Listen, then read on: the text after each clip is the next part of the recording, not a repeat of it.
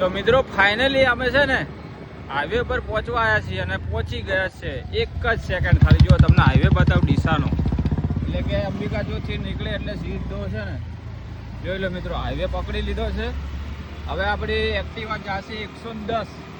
110 તો અંદર એક્ટિવા સ્પીડે નથી, પણ આપણી એક્ટિવા 110 દોડશે એટલે દોડશે. આ બંકાની એક્ટિવા જેવી તેવી નથી, એનો ઉપર કેનો હાથ છે જોઈ લો. માં સદી સદા સહાય છે મિત્રો. સદીમાન કોણ માને છે કોમેન્ટમાં લખજો, અને જે માનતા હોય ને વધારને ઓછામાં ઓછા વિડીયો 3 જણાને શેર પણ કરજો, અને મારી આઈડીને ફોલો કરજો અને સબસ્ક્રાઈબ કરજો. રોજ તમને આવા નવા વિડીયો જોવા મળશે મિત્રો, અને તમને રોજ નવા વિડીયો તમને બતાવીશું અને નવા જગ્યાઓના નામ અને લોકેશન સાથે મોકલીશું. તો મિત્રો જોઈ લો હાઈવે પર કેવી મજાની હવા આવી રહી છે. આ બે જણા કેવા જાય છે. હવે આપણે એની સાઈડ મારી દીધી છે મિત્રો. ત્યાંથી જઈએ એટલે આપણે ડીસા બજારનું અનાજ માર્કેટ આવે છે, બહુ મોટું માર્કેટનો ગેટ છે આ રહ્યો. અને ત્યાંથી થોડાક દૂર જઈએ એટલે મિત્રો છે ને આપણો ડીસાનો પુલ દેખાય જુઓ ખાલી કેટલો મોટો. મોદીજીએ આપણા માટે પુલ બનાવ્યો છે નદી ઉપરથી જવા. જો કે નદી ઉપર તો ચાતો જ નથી આ પુલ. જો આ ભાઈને ખૂબ ઉતાવળ છે, નવી ગાડી લાવે છે ને પણ ઊંધા પડશે ને એટલે સીધા થઈ જાય. જોઈ લો ત્યાંથી આપણે હવે આ પુલ આવવાની તૈયારી છે મિત્રો. એ જો આપણે ડીસા સિટીનો મોટો ગુજરાતમાં મોટો પુલ આવી ગયો છે મિત્રો.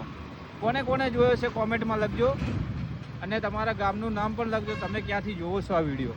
ત્યાંથી વળી ગયા વળવાની તૈયારી છે. જો મિત્રો ચોકડી આવી ગઈ છે, ચોકડીથી ડાબી સાઈડ એટલે કે જમણી સાઈડ વળીએ એટલે કાઠિયાવાડી ડીસાની મોટી હોટલ આવે છે. જો હોટલ એટલી મસ્ત સજાયેલી છે ને તો અંદર ખાવાનું કેવું હશે તમે વિચાર કરજો, અને આવજો એકવાર તમને મિત્રો. ત્યાંથી આપણે જઈએ સીધા જો આ રોંગ સાઈડમાં ડોકો આવી રહ્યો છે, પણ એને એમ ખબર નથી હવે ઊંધો થઈ જાય. હવે બીજું કશું નહીં. ત્યાંથી આપણે માર્કેટનો પાછળનો ગેટ આવે છે. જો પેલા બેન હસતા જાય છે કે આ શું કરે છે.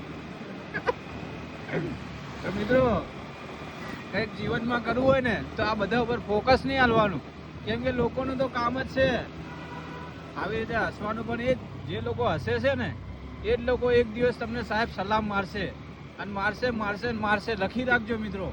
અમે ફાઇનલી હવે હાઈવે પર આવી ગયા છે ને હાઈવે પર એટલી મસ્ત હવા છે, શું કેવું યુવરાજ? સાચી વાત છે, ઊંઘ આવી જાય. અરે મને તો એમ લાગે કે મારે હવે એક્ટિવા થોડી વાર સાઈડમાં પાર્કિંગ કરી ઊંઘી જવું પડશે. ખાડા એટલા છે. મોદી સાહેબ સુધી આ વિડીયો પહોંચાડજો મિત્રો.